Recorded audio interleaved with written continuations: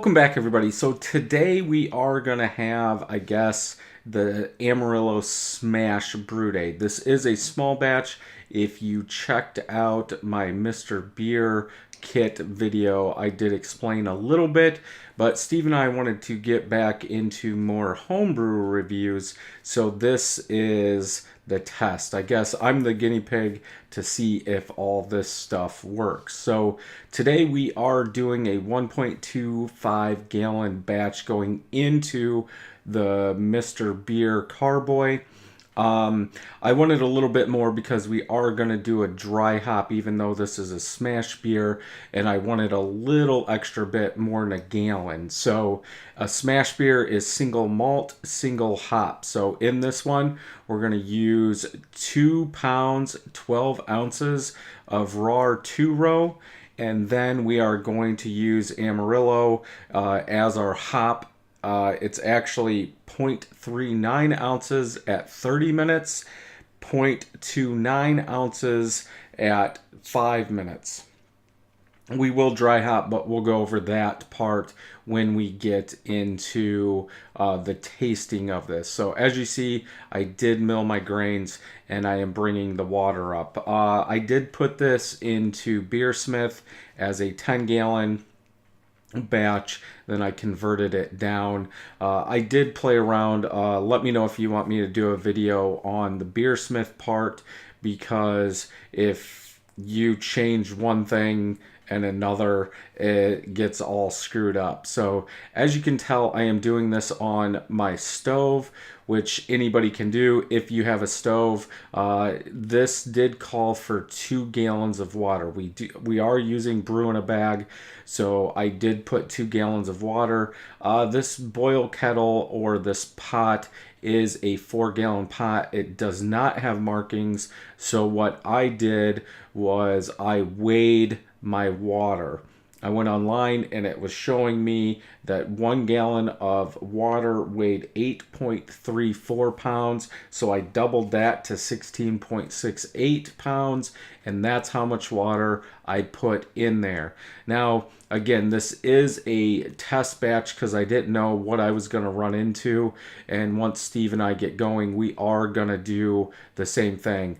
I bought 2 of these grain bags. If you follow me on Facebook, sometimes I will put links to Amazon products that you can buy to help support me. But this bag, I think it was a 24 by 28 bag that was on sale for a little over $7.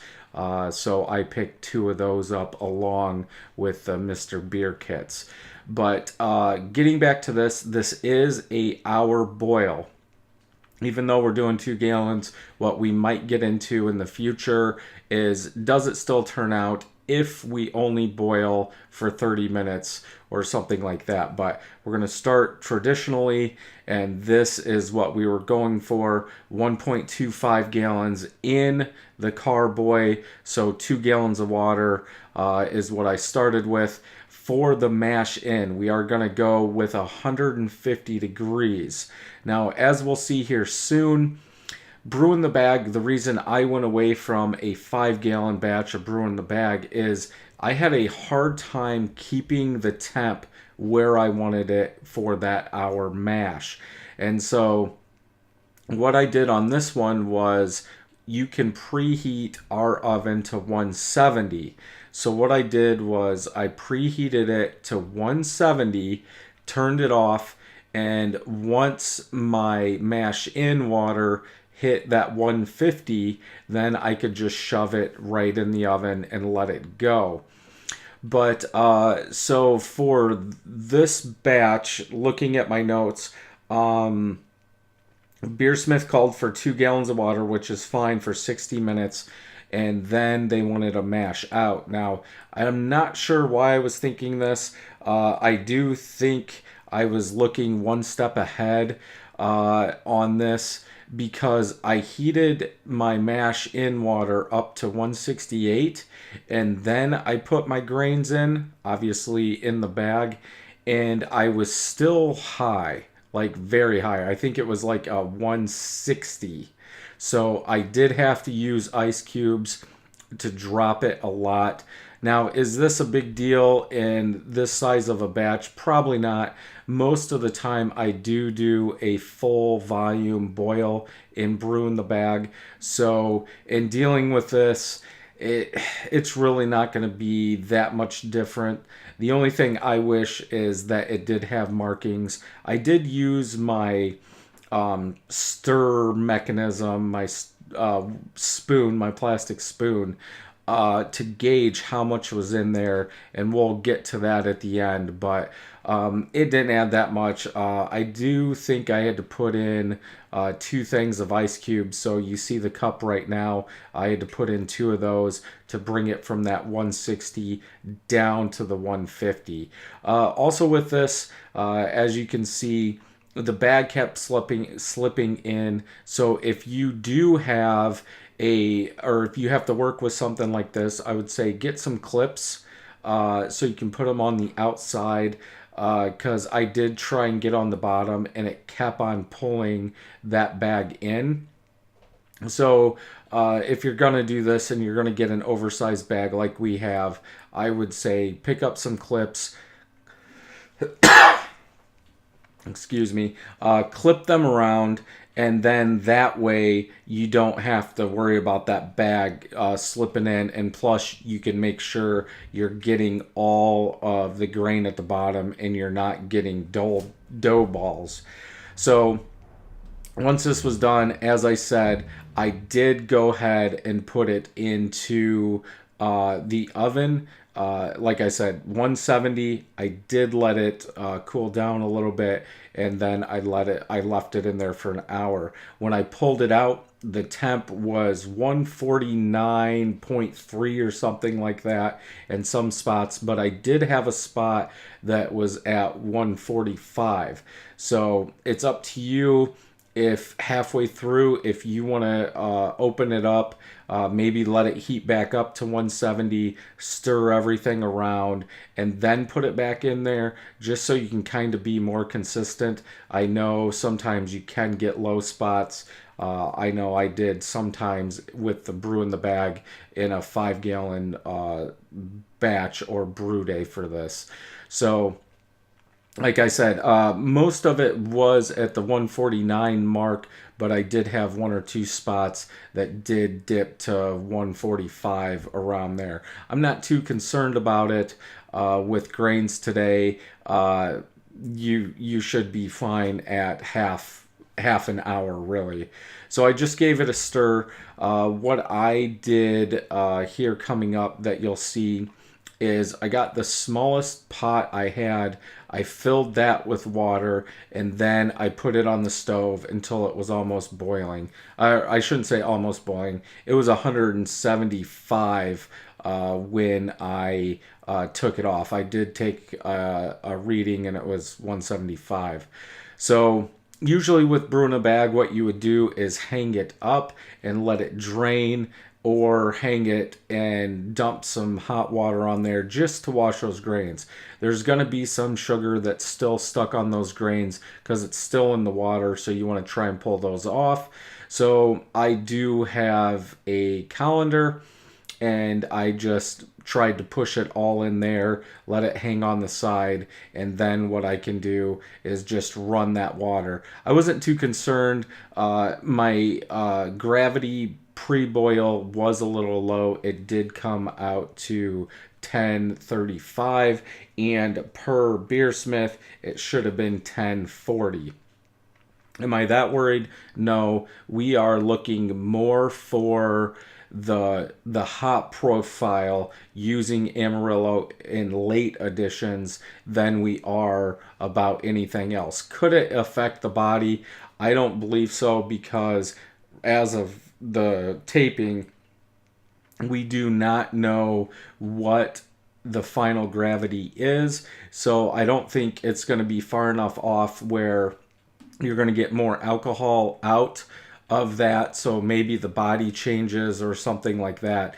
But I think it's fine being 5 points low. And as you can see here, I do have that water that I'm going to dump on there. It does run off to the side a little bit because I was trying to be careful But for the most part, if you're going to do something like this, just heat up some water, dump it on there, try and rinse them a little bit. One thing that I did see when I was dumping this water, it was adding enough weight to the bottom of that screen where that screen was just on the top of the water, because I was trying to look for it to come out and it really wasn't.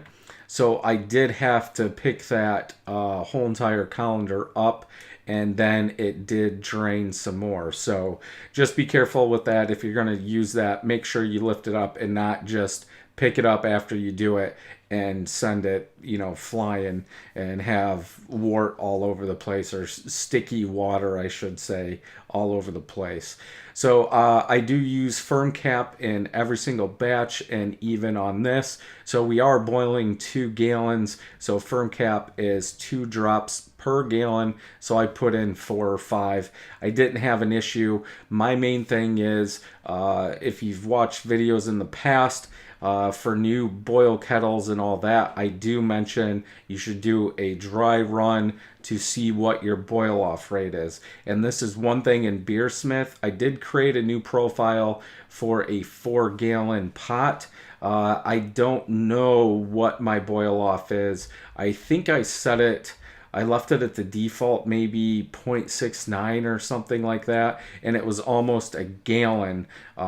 Obviously, I'm taping this after I've done it, so yeah, just make sure you're around what you want. I did get lucky with this one, and we are good.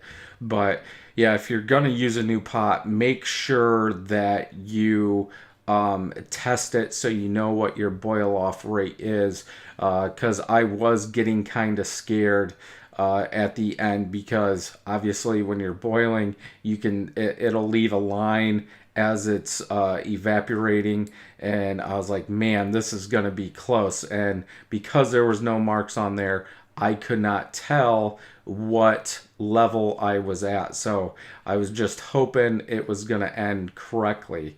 So now we are about 30 minutes in. So once we hit that 30 minutes, like I said, we're going to use 0.39 ounces of Amarillo. What I was also trying to do when I made these recipes is only use 1 packet of hops. This is going to be more along the lines of an IPA, so we don't want the IBUs to be too high. So then at 5 minutes, you're going to do the same thing. Then after 5 minutes after that, that is our hour boil. And because we have 6 inches of snow and drifts up to 3 feet, why not use the snow to cool down the wort? So that's what I'm doing. I just got a brewing bucket, filled it up a couple times with snow, went ahead and put that in there, spun it, the kettle, and stirred it the opposite way. And then once that water melted, I went out, I got another bucket, dumped it in there, and it actually cooled down a lot faster than I thought it would. Coming up here, I think I do test or take a reading of the temperature. I did have the probe in Star Sand, so I knew it was clean. But yeah, maybe 10 minutes max, but it is 1.25 gallons of wort that we did end up with. So cooling that down shouldn't take that long. Again, I'm used to 5-gallon batches, and if you did something like this, you're talking 20 plus minutes to cool something like this down. So once you get it cooled down, you are going to put it into your fermenter. And again, if you didn't see my video on the Mr. Beer equipment kit, that's what we're going to use. Because we are doing only, let's say, a 1-gallon batch of beer, I didn't want anything big. I do have a 4-gallon fermenter. I thought that was too big.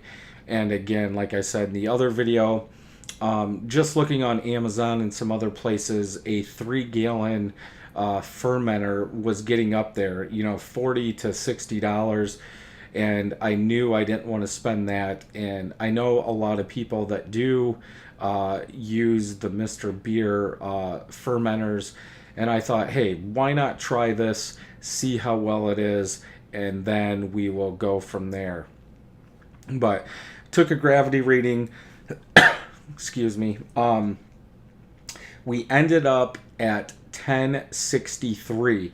Now, Beersmith wanted 1058, so I'm going to say my boil off was a little bit more than what I thought, so that did drive up the ABV a little bit because we are taking that water out. You're condensing the amount of wort you have, so the gravity is going to be higher. So right now, I did plug all my calculations into Beersmith, and it's saying we're going to end up with a 6.2% ABV beer, which is fine with me. I was trying around 6% when I made these. We are going to do a whole bunch of different ones: Citra, Simcoe, Mosaic, Galaxy, and just see. Then we'll step up from there and see what kind of flavors we get. Then we'll start adding more hops and more malts in there. But yeah, for the most part, it was a quick brew day. I would say 2.5 hours probably. It did take a little bit to get that water to boil, but you're on the stove instead of, outside with propane with a big tank. So yeah, easy cleanup too. We only got really two major things to clean up. The Mr. Beer is holding. I did fill it up with Star San, put the spigot on there, left it for a half hour as they recommended, just to make sure that we are not leaking anywhere, and pitched the US-05 yeast. I did about half of the packet. I think Beersmith called for 0.2 packets of a packet, I should say, but I think we'll be fine.